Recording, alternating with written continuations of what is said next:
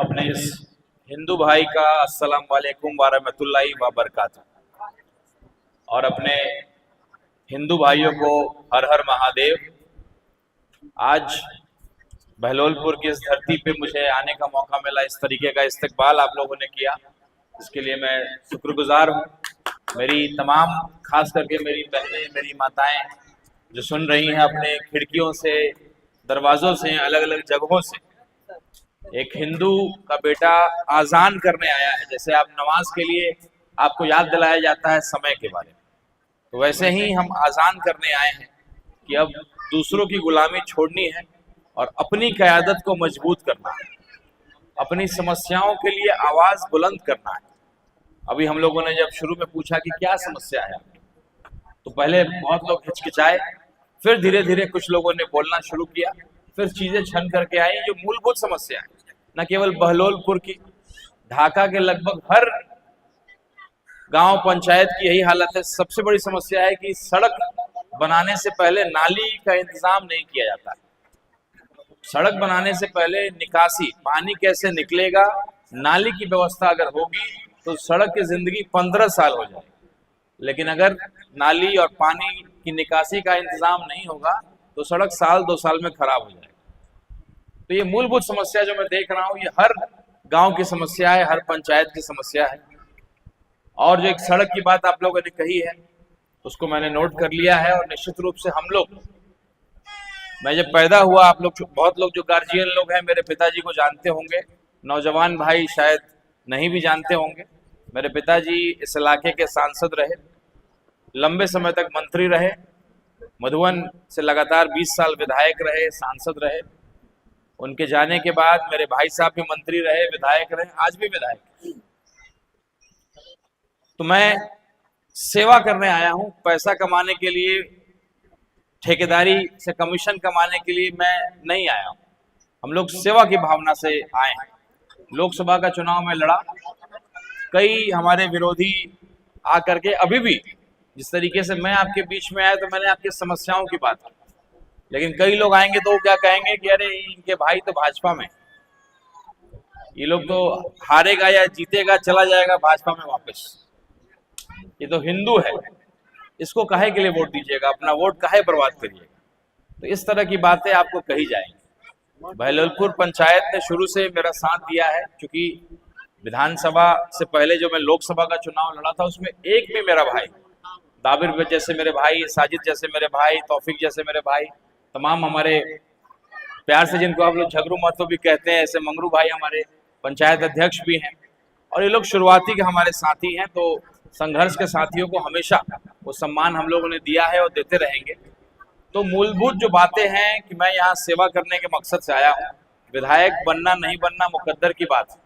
मैं जब आज ढाका विधानसभा में उतरा हूँ तो मैंने विपक्ष को उसका काम सिखाया है कि विपक्ष अगर जिंदा होता तो आज ढाका की ये स्थिति नहीं होती कि आपको अपने जनाजे को भी ले जाने के लिए कब्रिस्तान तक आपको इतना संघर्ष करना पड़ता है और नापाक होकर के आप जनाजे की नमाज को अदा करते हैं।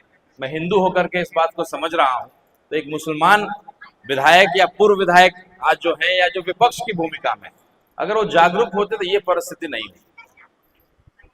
जो मेरे भाई लोग फेसबुक पे होंगे, तो आज मैंने एक वीडियो डाला था, आपने देखा भी होगा, फुलवरिया गांव में गया था और वहां की नल जल की व्यवस्था को मैंने उजागर किया था।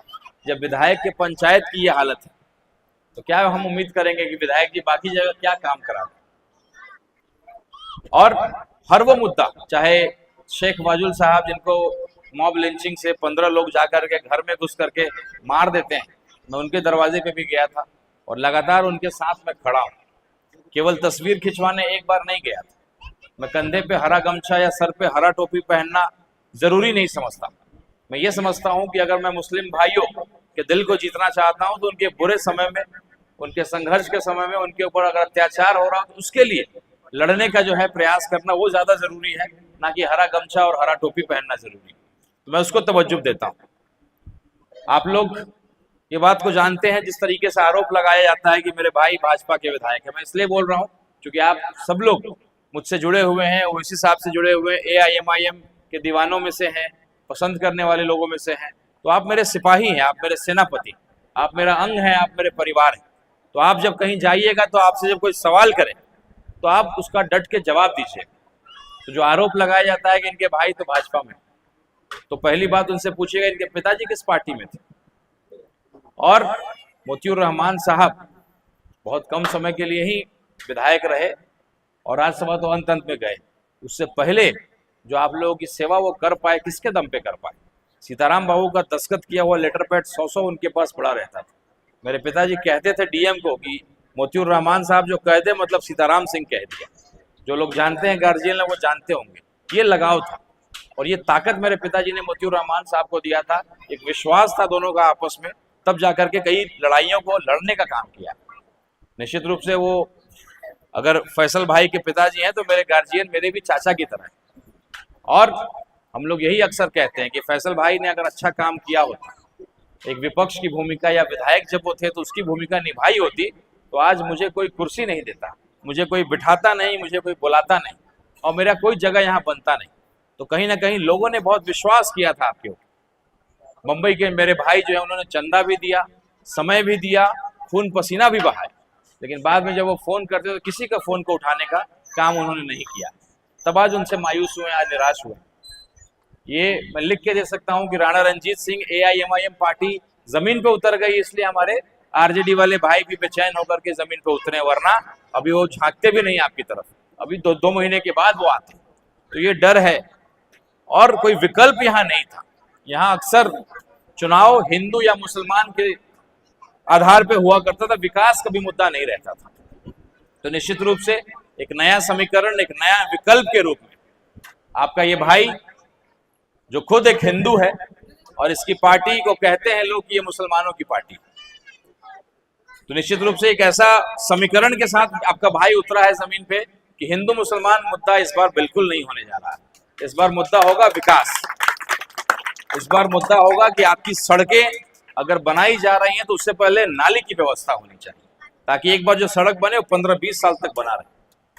नल जल की व्यवस्था, आपको पता है कितना रुपया बिहार सरकार ने खर्चा किया है? एक अंदाजा लगाइए तो कितना रुपया नल जल में पूरे बिहार में खर्चा हुआ होगा? 50,000 करोड़। 50,000 करोड़ रुपया नल जल के योजना में खर्च हुआ है। और कहते हैं सरकार कागज पे कि 99% काम हम लोगों ने पूरा कर लिया। तो 99% अगर पूरा कर लिया है तो यहाँ के विधायक जी के गांव में तो नल जल की व्यवस्था ही नहीं है। आप लोगों में से किसी ने नल जल का दर्शन किया है क्या? किसी ने भी दर्शन किया है क्या? एक बार हाथ खड़ा करिए। किसी ने दर्शन नहीं किया। वाह, तो ये है विकास का मॉडल। ये है 50,000 करोड़ का योजना। और एक नया सगुफा आपके सामने छोड़ा गया है कि 125 यूनिट बिजली फ्री कर देंगे। ये जब से अनाउंस हुआ तब से तो बिजली नहीं आ रहा। हम तो रात भर नहीं सोए। कल मधुबन में मैं रात भर नहीं सोया हूँ। लास्ट में थक करके 2 घंटा में गाड़ी में सोया थोड़ी देर के लिए। तो ये स्थिति है। 125 यूनिट बिजली जो आप फ्री करिएगा, मतलब ये वाला सारा बिजली काट करके चुनाव के 1-2 महीना तक आप उसको फ्री करिएगा, फिर कागज पत्र में फंसा दीजिए। तो ये है परिस्थिति। आज मोदी जी का क्या हालत हो गया है आपको मालूम होगा। आए थे एयरपोर्ट पे प्रचार करने, 100 आदमी भी नहीं था। रैली किए, अक्सर रैली में ऐसे ऐसे हाथ उठाते हैं, ऐसे ऐसे फूल छिटवाते हैं, चुपचाप शर्म के मारे गाड़ी में बैठे रह गए, पटना में उतरे तक नहीं। वही हालत जब उन्होंने गोपालगंज सिवान में किया, वहां भी बेइज्जत हुए। मोतिहारी की जब बात आई तो इनको तो मालूम था कि चीनी मिल वाला मसला फिर उखड़ जाएगा। तो इन्होंने क्या किया, एक एक सरकारी कर्मचारी, आपके भी अगल बगल वाले लोग होंगे, जो भी सरकारी कर्मचारी, सबको कहा गया कि आप एक एक आदमी को आना है। अगर नहीं आइएगा तो पूरे महीने का आपका वेतन काट दिया जाएगा। ट्रेनें खुली हैं पूरे बिहार से। जो भीड़ था उसका 80% सरकारी कर्मचारी लोग थे उसमें, चाहे वो आंगनवाड़ी हो, जीविका दीदी हो, आशा वर्कर हो। तो ये सारी स्थितियां हैं, सच्चाई है। और हम लोग ईमानदारी से अगर मोदी के खिलाफ बोलने की हिम्मत कोई करता है सदन में, तो बैरिस्टर असदुद्दीन ओवैसी साहब, आप लोगों ने अक्सर सुना है, चाहे वो वक्फ बोर्ड की बात हो, वक्फ बोर्ड के खिलाफ लड़ने की बात हो, जितनी बेबाकी से, जितने तर्क के साथ वो बोलते हैं, जितने विद्वान वो हैं, उतना कोई दूसरा सांसद नहीं है। ढाका को बदनाम किया गया, आपको बेइज्जत किया गया कि ढाका मिनी पाकिस्तान है। किसी ने कुछ नहीं बोला। आज जो विपक्ष के हैं, आपके जो पूर्व विधायक हैं, उन्होंने एक शब्द बोला, लेकिन ढाका को शर्मसार कर दिया गया। हमारे बंबई के लोग, कलकत्ता के लोग बोलते हैं कि थाना में कभी कभी हम जाते हैं तो कोई पूछता है कि घर कहाँ है, तो ढाका बोलने पे तो कई बार हमको जेल में डाल दिया जाता है, बांग्लादेशी है इसको डालो जेल में। तो ढाका की पहचान ये हो गई थी कि बांग्लादेश के ढाका। दूसरी पहचान की मिनी पाकिस्तान हमारी सांसद कह के चली गई। तो हम लोग ने जब बैरिस्टर असदुद्दीन ओवैसी साहब का यहाँ प्रोग्राम रखा, हमने उनको बोला कि सर, इस तरीके से हमारे ढाका की धरती को बदनाम किया गया है, ढाका के लोगों को बदनाम किया गया है पाकिस्तानी बोल करके, तो इसका करारा जवाब सर आप दीजिएगा तो हम लोग का हौसला बढ़ेगा, हम लोग का सीना चौड़ा होगा। और जिस तरीके से तिरंगा साफा बांध करके यही ढाका के मैदान में बैरिस्टर असदुद्दीन ओवैसी साहब ने पाकिस्तान मुर्दाबाद बोला, इस्लाम का सही मायना पूरा विश्व को दिखाया, और हिंदुस्तान जिंदाबाद बोला, और एक एक ढाका की जनता का सीना चौड़ा करने का काम किया। तो अगर 56 इंच का सीना है तो वो हमारे बैरिस्टर असदुद्दीन ओवैसी साहब का है, जो लड़ने की हिम्मत रखते हैं। वक्फ बोर्ड में काला झंडा उठाया था हम लोगों ने, लेकिन जब बात देश के दुश्मनों से लड़ने की आई तो काला झंडा को फेंका और तिरंगा को हम लोगों ने थामा। और उस समय तक देश के लिए बोलते रहे। जब जरूरत पड़ी उसी प्रधानमंत्री को, जो हमेशा उनके खिलाफ बोलता है, उसी बीजेपी के खिलाफ, जब देश के दुश्मनों से लड़ने की बात आई तो विदेश गए, जा करके देश की बात को रखा। तो ऐसे पढ़े लिखे व्यक्ति के साथ रह करके काम करना एक सौभाग्य की बात है। तो अक्सर लोग कहते हैं कि भाई इस पार्टी में आप कर क्या रहे। तो एक हिंदू होकर के इस पार्टी का भविष्य को मैं देख चुका हूं, जान चुका हूं। ये जो दीवानगी है, मैं आपसे एक सवाल करना चाहता हूं कि आज जितने भी आप में से बंबई चले जाते हैं, दिल्ली चले जाते हैं, विदेश चले जाते हैं, वो क्यों AIMIM का दीवाना हो जाता है? लेकिन जो यहीं रहते हैं वो AIMIM और ओवैसी साहब के बारे में अच्छी बात नहीं कहते हैं। लेकिन जो बाहर चला जाता है वो क्यों कहता है? ये सोचने वाली बात है। ये सवाल मैं आपको छोड़ करके जा रहा हूँ। हमारी दादी कहा करती थी कि पढ़े तो पढ़ाओ, ना तो शहर में बसाओ। तो बाहर घूमने फिरने से दिमाग खुलता है, बुद्धि खुलता है। अगर आप यहाँ पे तेजस्वी यादव जी के ललटेन को वोट देते हैं, चाहे वो फैसल भाई चेहरा के रूप में आए, चाहे कोई भी आए, वो वोट जाएगा तेजस्वी यादव। वो वोट जाएगा उसी पार्टी को जिसने आपको दरी बिछाने वाला गुलाम बना के रख दिया, आपके लिए लड़ने वाला नहीं। अगर मुसलमानों की चिंता करता तो आपको याद होगा रामविलास पासवान जी ने कहा था, जब त्रिकोणीय मुकाबला हो गया था, चाबी रामविलास पासवान जी के पास था। उन्होंने कहा था कि अगर किसी मुसलमान को मुख्यमंत्री बनाओगे तो मैं अपना समर्थन दे दूंगा। लेकिन इसने समर्थन लेना स्वीकारा नहीं, मुसलमान को CM नहीं बनने दिया। हम लोगों ने इच्छा जाहिर किया कि लोग कहते हैं कि हम भाजपा की B टीम है। हम जब चुनाव लड़ने आते तरह तरह की बातें कहते हैं कि हम मोदी को मदद करने आए हैं, भाजपा को मदद करने आए हैं, हमसे गठबंधन कर लीजिए। हम लोग की बहुत इच्छा नहीं है। हम लोग के 5 विधायक थे, आप 5, 6, 7 सीट हम लोग को दे दीजिए, हम उतने में लड़ने के लिए तैयार हैं। लेकिन RJD वाले भाइयों ने हम लोग के साथ गठबंधन नहीं किया। क्यों नहीं किया? क्योंकि उनको इस बात की चिंता है कि अगर कोई मुसलमान की पार्टी खड़ी हो जाएगी, मुसलमान का कोई नेता खड़ा हो जाएगा, तो हमारे MY का क्या होगा। अब मुख्यमंत्री बने या ना बने वो बड़ी बात नहीं है, लेकिन कम से कम विपक्षी नेता तो बने हुए, मंत्री का दर्जा तो मिला हुआ है। तो ये चिंता है। कभी नहीं चाहते वो कि कोई मुस्लिम नेता खड़ा हो, कभी नहीं चाहते हैं कि कोई मुस्लिम पार्टी खड़ी हो। आज आप देखिए, यादव की अपनी पार्टी है, कोयरी की अपनी पार्टी है, कुर्मी की अपनी पार्टी है, पासवान की अपनी पार्टी है, मांझी की अपनी पार्टी है, कुशवाहा की अपनी पार्टी है, सहनी की अपनी पार्टी है। आज आपकी पार्टी कौन है? आपका नेता कौन है? कोई नहीं। तो अपना गार्जियन, अपना पिता होता है। बगल वाले पड़ोसी को अपना गार्जियन आप नहीं मान सकते। और समय आने पे वो अपनी चिंता करेगा, वो आपकी चिंता नहीं करेगा। तो मैं एक हिंदू होकर के इस बात को समझ रहा हूं। और आप ये सवाल करिएगा कि मैं क्यों इतनी चिंता कर रहा हूं, मुझे क्या पड़ी है मुसलमान भाइयों की। तो मेरी चिंता ये है कि मैं जिस जाति से आता हूं, राजपूत समाज से आता हूं, क्षत्रिय समाज से आता हूं, हमारी जनसंख्या उतनी नहीं है।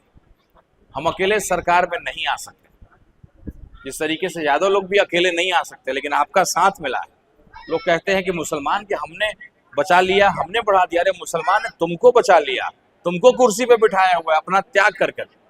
जिस दिन मुसलमान जाग जाएगा और जो आपकी आबादी है, तो आपके सामने कोई नहीं। तो मैं एक बड़ा सपना लेकर के आया हूँ। विधायक, मंत्री, सांसद तो जब पैदा हुआ था तब से देख रहा हूँ। ये पद मेरे लिए कोई बड़ी चीज नहीं है। एक नया समीकरण मैं चाहता हूँ कि राजपूत का बेटा भी कोई बड़ा मंत्रालय ले, कोई मुसलमान का बेटा मुख्यमंत्री बने, कोई दलित का बेटा देश का मुख्यमंत्री, बिहार का मुख्यमंत्री बने, ये सपना लेकर के हम लोग आए हैं, जिसके लिए संघर्ष कर रहे हैं। और हम लोग बोलने पे विश्वास कम करते हैं, काम करने पे विश्वास करते हैं। हम लोग जहां भी जाते हैं अभी विपक्ष की भूमिका सिखा रहे हैं कि अगर विपक्ष जागरूक होता तो आज ये परिस्थिति नहीं होती। जिस दिन विधायक का आप लोग मौका देंगे उस दिन भी दिखाएंगे कि आज 40,000 लोग जो बंबई जा करके आप नौकरी कर रहे हैं, आप टेलर का काम कर रहे हैं, आपके पास कला है, आप बैग की फैक्ट्रियों में काम कर रहे हैं, अगर सोचिए कि वो 40,000 लोगों को यहाँ बुला लिया जाए, ऐसी व्यवस्था कर दी जाए कि वो फैक्ट्रियां यहीं लग जाएं, यहीं पे सब लोग अपना कमाए खाए, यहीं अपना पैसा को खर्च करें, तो समझिए कि सब लोगों को कितना फायदा होगा। यहाँ के किराने के दुकान से किराना खरीदेंगे, पेट्रोल पंप से पेट्रोल लेंगे, राशन लेंगे, हर वो चीज करेंगे। और वो जो भाड़ा किराया बंबई पे दे रहे हैं और प्रताड़ित भी हो रहे हैं, अपमानित भी हो रहे हैं कि मराठी बोलो नहीं तो तुमको मारेंगे, तुमको बेइज्जत करेंगे। तो कहीं ना कहीं एक सपना और पहला संकल्प मैंने लिया है कि जिस दिन विधायक के रूप में आप मुझे मौका देंगे, उन 40,000 लोगों को पहले यहाँ बुलाने का काम करूंगा, यहाँ वो व्यवस्था करूंगा, वहां ये प्रयास करूंगा कि वो हम लोग सब लोग को बुला सके और ढाका का जो है आपसी कमाने का जो है जरिया बढ़ सके, खर्च करने का बढ़े और आप में से किसी न किसी का दुकानदारी को बेहतर स्थिति में हम लोग लेकर के जाएं। तो ये प्रयास एक पढ़ा लिखा आदमी कर सकता है, जिसने देश दुनिया देखा है वो आदमी कर सकता है। तो जो विरोधी आएंगे कहेंगे इसका भाई भाजपा में है, उसको कहिएगा कि भाई ये सच्चाई है कि हर भाई का बंटवारा होता है एक नहीं, चाहे वो संपत्ति का बंटवारा हो या विचारों का बंटवारा हो। किसी भी व्यक्ति की पहचान उसके पिता से होती है। और मेरे पिता स्वर्गीय सीताराम सिंह जी किस पार्टी में थे? आजीवन वो आरजेडी में रहे, लालू जी के साथ। हमेशा मुसलमान और दलित और हमारे समाज की बात उन्होंने कही है। तो किसी की पहचान उसके पिता से होती है। मैं लोकसभा का चुनाव लड़ा, सब लोगों ने कहा कि चुनाव हारेगा जीतेगा, ये छोड़ करके पार्टी चला जाए। यहाँ तक कि आप लोगों में से भी जो मेरे बहुत करीबी थे उन्होंने कहा कि भैया मुसलमान लोग समझेगा नहीं, फिजूल का आप टाइम वेस्ट कर रहे हैं, ये आपको वोट नहीं देगा, छोड़ दीजिए, दूसरी जगह चले जाइए। लेकिन देखिए हमारे पिता का संस्कार हमारे अंदर है। हमारे पिताजी आजीवन जिस पार्टी में गए उसी पार्टी में जीवन बिता दिया। जब ये पार्टी संघर्ष कर रही थी, ऑफर आते थे कि भाई आप आ जाइए भाजपा में, आप आ जाइए इस पार्टी में, मेरे पिताजी एक ही बात कहते थे कि जब सुख इसी पार्टी में देखा है, मंत्री सांसद इसी पार्टी में रहा हूं, तो दुख के समय छोड़ूंगा नहीं साथ। तो वो संस्कार है मेरे अंदर। परिस्थितियों ने मुझे इस पार्टी में लाया जरूर, लेकिन अब जब इस पार्टी में मैं हूं और जिस तरह का सम्मान मुझे मिल रहा है, कोई विधायक मंत्री बनेगा, चुनाव जीतेगा हारेगा, लेकिन आज राणा रंजीत सिंह की जो पहचान है, बिहार नहीं पूरा देश मुझे पहचानता है, जानता है। खास करके एक एक मुसलमान बिरादरी का लोग ढाका विधानसभा पे और राणा रंजीत की तरफ देख रहा है कि देखते हैं कितने दिन तक ये ईमानदारी से हमारी लड़ाई को लड़ता है। और एक एक हिंदू भी देख रहा है, वो कह रहा है कि ये लड़का इतना खून पसीना अपना जीवन मुसलमानों के पीछे दे रहा है, देखते हैं कितना मुसलमान का वोट इसको मिलता है। तो दोनों ही लोग राणा रंजीत को देख रहे हैं, ढाका विधानसभा को देख रहे हैं। मेरे कई लोग कहते हैं कि भाई यहाँ मुसलमान को आरजेडी का टिकट मिलता, आप आ गए हैं तो आरजेडी एक मुसलमान को नुकसान हो गया। तो मैं उनको यही कहता हूँ कि देखिए पवन जायसवाल जैसे नेता बहुत शातिर, बहुत चालाक, बहुत पहुंचे हुए नेता हैं और राजनीतिक रूप से एक शेर के रूप में वो हैं, तभी निर्दलीय तक चुनाव जीत जाते हैं। तो एक शेर का मुकाबला शेर से होगा तो ही उसको पटकनी दे पाएंगे। शेर के सामने बकरी को खड़ा करिएगा तो वो उसको पटकनी नहीं दे पाएगा। तो इतने दिन से मैं आपके बीच हूं, अब आपको पता है कि जिस बेबाकी से मैं लड़ता हूं, बोलता हूं, संघर्ष करता हूं, चाहे वो कोई मुद्दा हो, दोनों कैंडिडेट का पसीना छूटा हुआ है। तो आज अभी पिलर में खड़ा कर रहा हूं इस पार्टी का। फिर आपको मेरे विरोधी आएंगे, कहेंगे अरे हिंदू वोट कहाँ है इसके पास। तो उनको मैं यही कहता हूं कि भाई हर चीज की रणनीति होती है, समय पे आपको दिखाऊंगा। अभी मैं पिलर खड़ा कर रहा हूं और मैं जिस पार्टी में हूं उसका पिलर मुसलमान है। जब मुसलमान के पिलर को खड़ा करूंगा तब देखिएगा मैं अपने जाति और अपने धर्म के लोगों से ढलैया करूंगा छत का। जब नजर आएगा तो आपके पैर तले जमीन खिसक जाएगा, आपको पता ही नहीं लगेगा कि ये लड़का कितना आगे जा चुका है। तो कुछ चीजें दिखाई नहीं जाती, रणनीतिक रूप से काम किया जाता है। लोकसभा के चुनाव में मेरे ही जाति के बड़ी पार्टी से चुनाव लड़ रहे थे एक व्यक्ति, इसलिए मेरी जाति मेरे साथ खड़ी नहीं थी। लेकिन इस बार की परिस्थितियां अलग हैं, विधानसभा की परिस्थितियां अलग हैं। जैसे बैरिस्टर असदुद्दीन ओवैसी साहब एक बार आए और आकर के इस तरह का एक माहौल खड़ा किया है और एक जुनून पैदा किया है। ऐसे जब वो 2-3 बार आएंगे, नौजवान भाई तो जाग चुके हैं, मुझे पूरा विश्वास है कि हमारे बुजुर्ग भाई भी एक एक व्यक्ति जानेगा और मोबाइल पे उनको वीडियो दिखाइए कि आपके लिए असली लड़ाई को कौन लड़ रहा है, मुसलमानों पे जो अत्याचार हो रहा है उसकी लड़ाई को कौन लड़ रहा है। जो मोबाइल नहीं चलाते मेरे गार्जियन, उनको शाम में, मेरे नौजवान भाई, उनको बिठाइए, गार्जियन को भूजा खिलाइए और साथ में ओवैसी साहब का वीडियो दिखाइए। मैं जो संघर्ष ढाका में कर रहा हूँ, मेरा वीडियो भी दिखाने का प्रयास करिए। AIMIM का जो पूरे देश में प्रयास है वो दिखाने का प्रयास करिए। तो ये शुरुआत है, ये पहली बैठक है। कई लोगों को मैं जानता हूँ, पहचानता हूँ और आपको विश्वास दिलाता हूँ, मेरे पिताजी इस बात के लिए जाने जाते थे कि एक बार किसी से मिलते थे तो आजीवन उसका नाम याद रखते थे। तो हम लोग उसी मुहिम के तहत और वही प्रयास हम लोग कर रहे हैं। आज हम लोगों ने कुछ लोगों को चिन्हित किया है कि जिसको हम अपना बूथ परिवार का सदस्य बना रहे हैं। चुनावी परिचय बहुत छोटा परिचय होता है, हाथ जोड़िए, वोट मांगिए, वो भी लिहाज में कहेगा कि हाँ हाँ आप ही को वोट देंगे, आप ही को वोट देंगे। वो परिचय बहुत छोटा होता है। तो हम लोग चाहते हैं कि आज से एक दूसरे के सुख दुख को जाने, आपके दरवाजे पे आए, आपके घर पे छत है कि नहीं, आप कितनी तकलीफ में जीवन जी रहे हैं, आपके घर के आगे की सड़क की स्थिति क्या है, पानी का चापाकल है कि नहीं, नल जल में पानी है कि नहीं, पिताजी बीमार है तो बीमारी के लिए इलाज का पैसा है कि नहीं। तो वो जब आपका संबंध बनता है तो एक विश्वास पैदा होता है। तो हम लोग बूथ परिवार का गठन कर रहे हैं। कुछ लोग को आज हम लोग बूथ परिवार का सदस्य बनाएंगे। 2 दिन का हम लोग ट्रेनिंग करेंगे।